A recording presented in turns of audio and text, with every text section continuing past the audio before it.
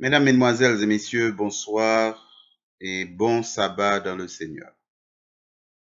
C'est un plaisir pour votre serviteur de vous retrouver, de vous parler et de méditer ensemble sur la parole de Dieu afin de mieux le connaître.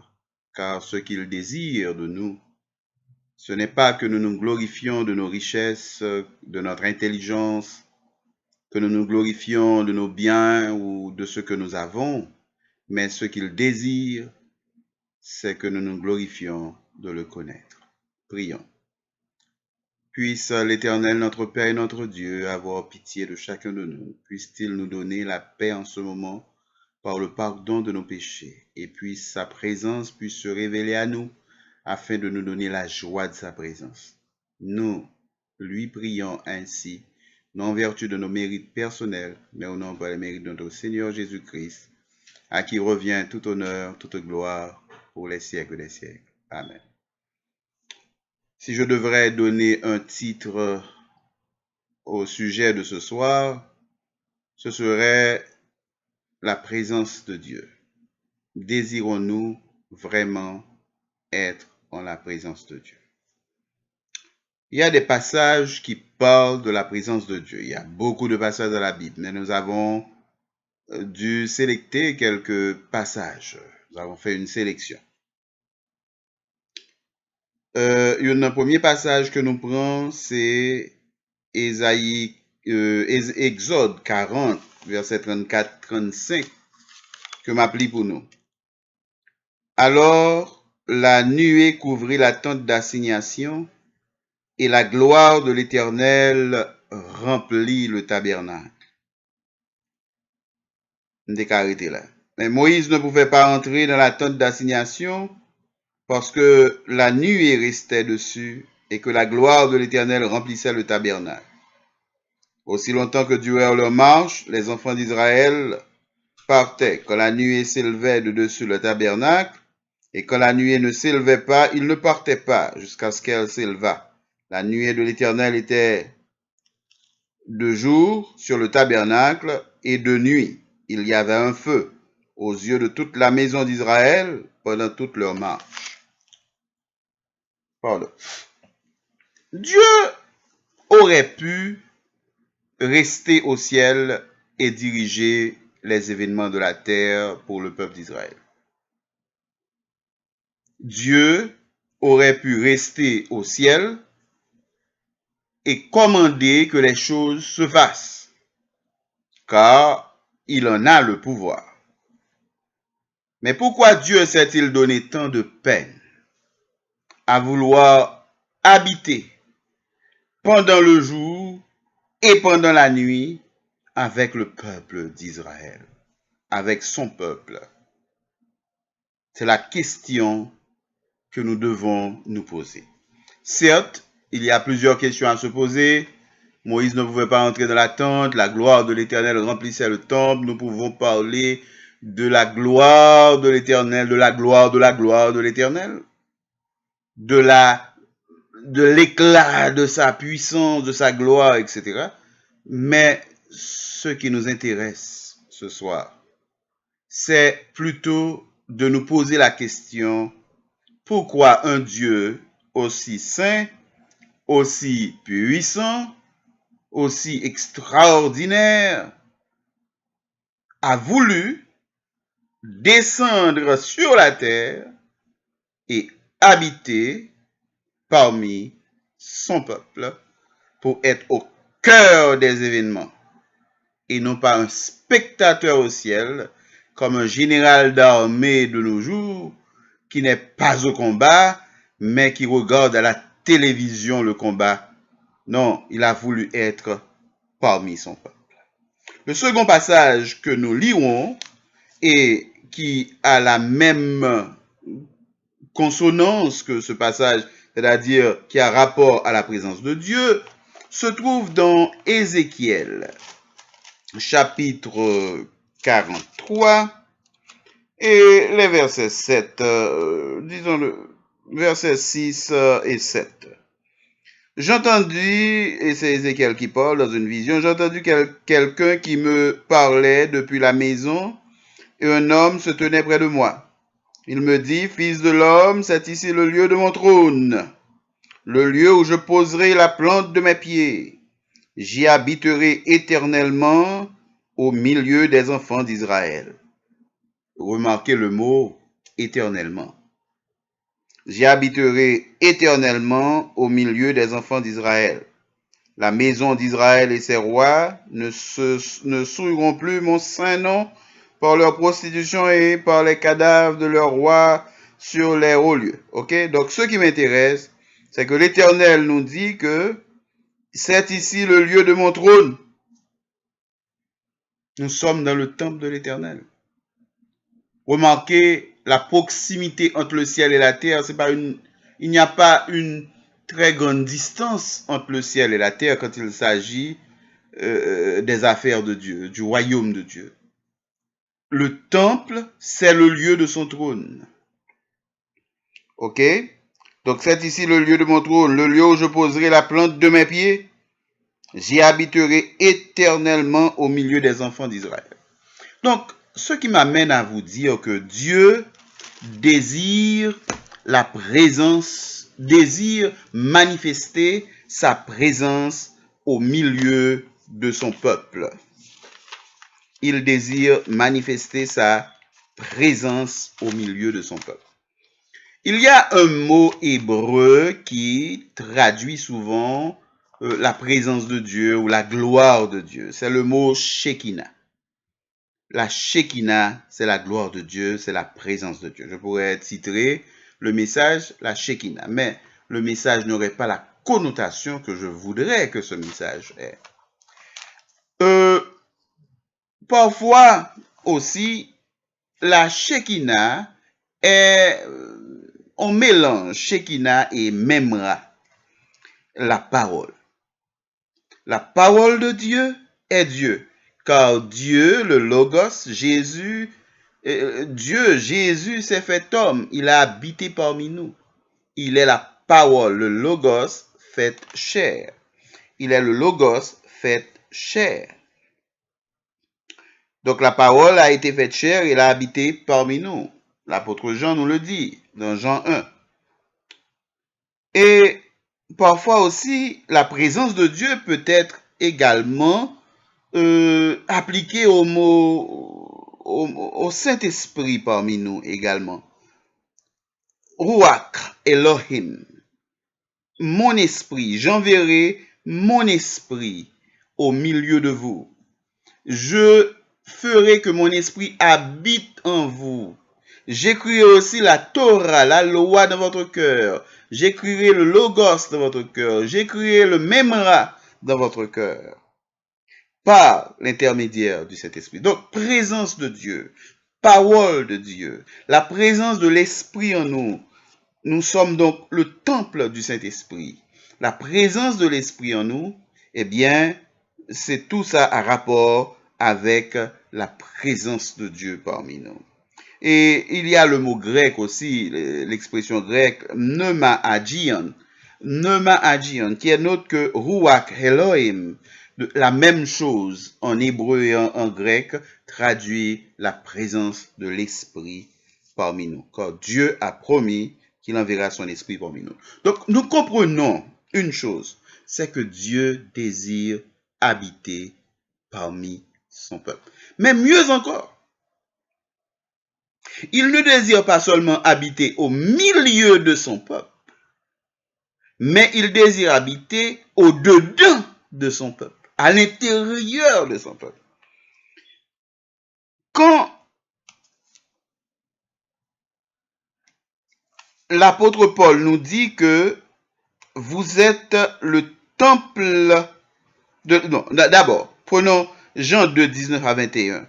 Quand on dit à Jésus, il a fallu 46 ans pour détruire ce temple, Jésus leur dit, détruisez le temple et je le rebâtirai en 3 jours.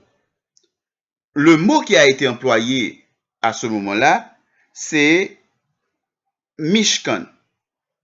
Jésus, c'est lui le temple. Détruisez-moi et en 3 jours, je me ressusciterai moi-même. Je me referai. Donc, Jésus est le Mishkan, ok, le temple de Dieu. Mais la chose va encore plus loin. Quand l'apôtre Paul vous dit que vous êtes le temple du Saint-Esprit, ne savez-vous pas que vous êtes le temple de Dieu, que l'Esprit de Dieu habite en vous? Il emploie encore le mot Mishkan. Dieu, la présence de Dieu, là, Jésus, c'est le Mishkan, c'est le temple. Et l'Église aussi, c'est le Mishkan, le temple de l'Éternel. Donc, la personne de Jésus ne peut être en aucune manière dissociée avec l'épouse. L'époux et l'épouse sont un. Les deux deviendront une seule et même plante. Les deux sont devenus une même plante. Et c'est très intéressant de savoir tout cela, car nous sommes le temple de Dieu. Et même quand, dans Jérémie 31, quand on dit que l'Esprit de l'Éternel sera parmi vous, Dieu ne veut pas être parmi eux, mais Dieu veut être en nous. Dans Jérémie 31, verset 31 à 33, c'est encore le mot Mishkan. J'habiterai au milieu d'eux. J'habiterai au milieu d'eux. Ce n'est pas j'habiterai au milieu d'eux, c'est-à-dire le mi-temps yo, mais m'a habité en dedans yo, c'est ça que bon Dieu devait exprimer là ça, elle a dit j'habiterai au milieu d'eux. Donc nous sommes le temple du Saint-Esprit et nous ne devons pas avoir peur de la présence de Dieu. Certaines fois, nous avons cette appréhension de la présence de Dieu parce que nous pensons que la présence de Dieu est une présence destructive. La présence de Dieu n'est pas destructive, la puissance de Dieu est destructive. Mais la présence de Dieu n'est pas destructive. Il faut faire cette différence. La puissance est manifestée souvent pour le jugement, pour la destruction. C'est la puissance de Dieu qui a détruit la terre, c'est la puissance de Dieu qui a détruit Sodome et Gomorrhe, c'est la puissance de Dieu qui détruira le monde. C'est la puissance de Dieu qui a frappé les Égyptiens. Ça, c'est ça, la puissance de Dieu. Nous n'avons pas à avoir peur de la présence de Dieu, mais nous devons craindre la puissance de Dieu. Et pour craindre la puissance de Dieu, il s'agit d'avoir un problème avec bon Dieu. Mais en d'autres termes, nous n'avons pas de problème avec bon Dieu, puisque le sang a été versé pour nous, depuis qu'il y a un sacrifice, il y a une réconciliation avec bon Dieu. C'est pourquoi Jésus, son sacrifice permanent, pour nous capables d'aller auprès de Dieu, afin que nous capables en réconciliation avec bon Dieu. Donc, la puissance de Dieu n'est pas la présence de Dieu.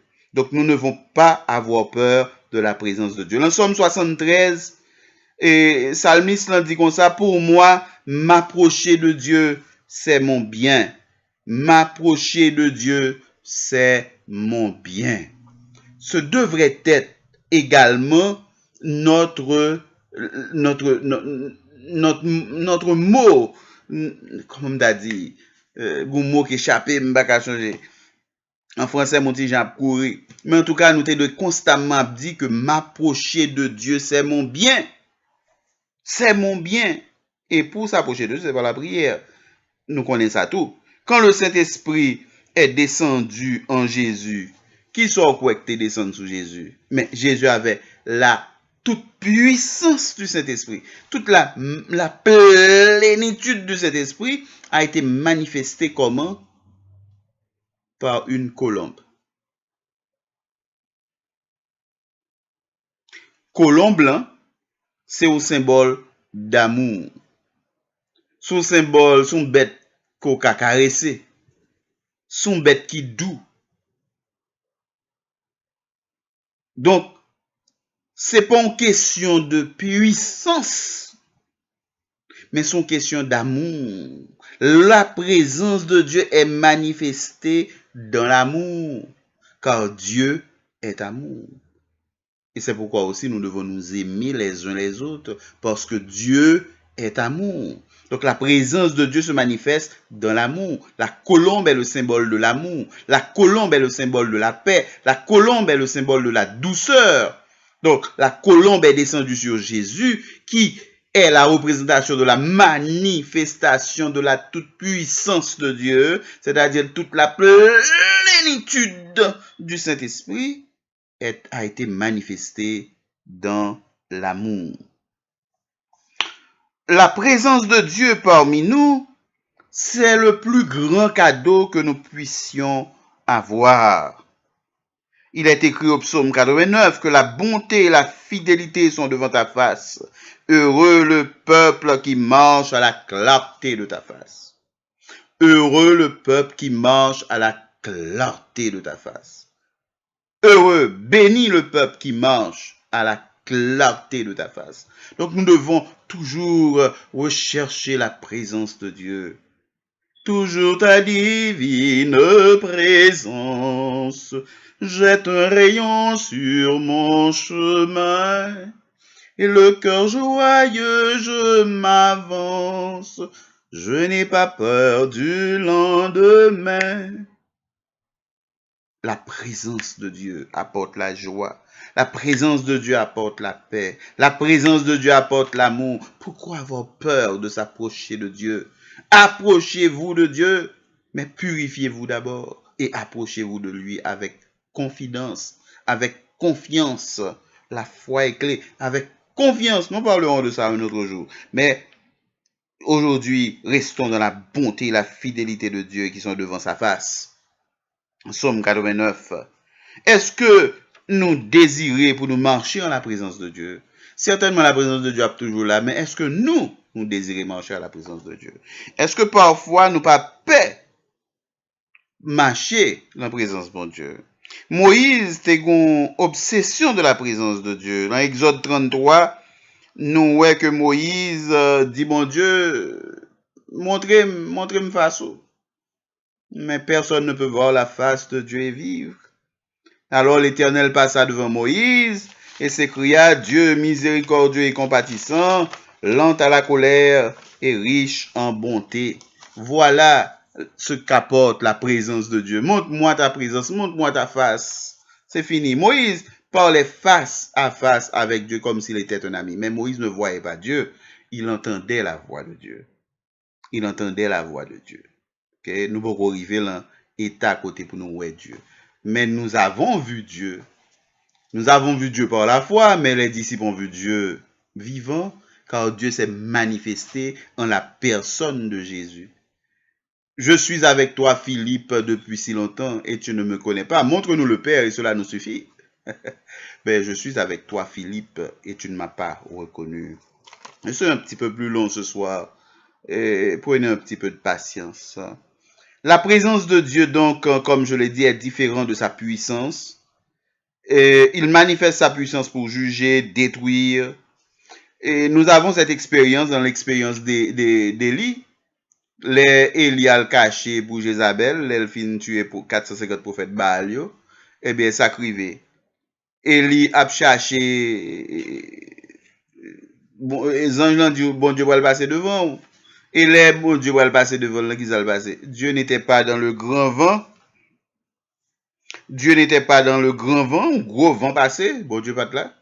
Dieu n'était pas dans le tremblement de terre, un gros tremblement de terre passé le pat là. Il n'était pas dans le feu, du feu passé le pat là. Mais la présence de Dieu, quand on quoi elle était dans une brise fraîche, un murmure, un soupir, une voix douce, une voix calme. C'était là la présence de Dieu. Donc Dieu ne manifeste pas sa présence dans le bruit.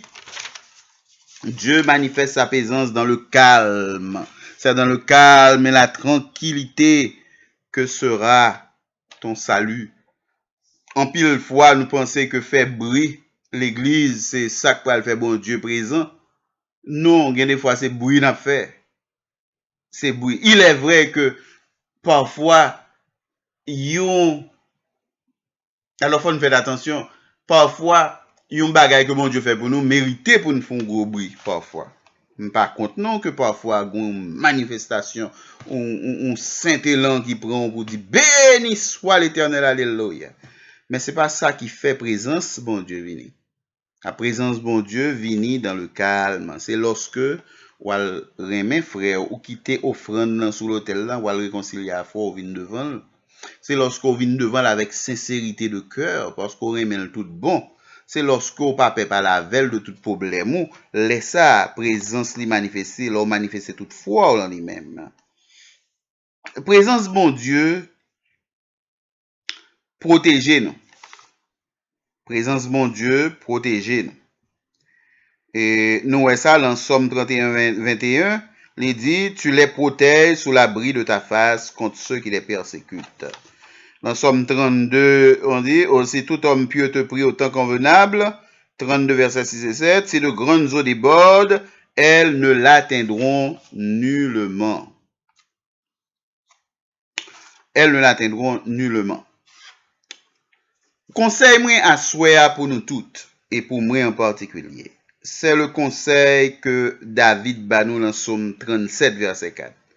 Fais de l'Éternel tes délices et il te donnera ce que ton cœur désire.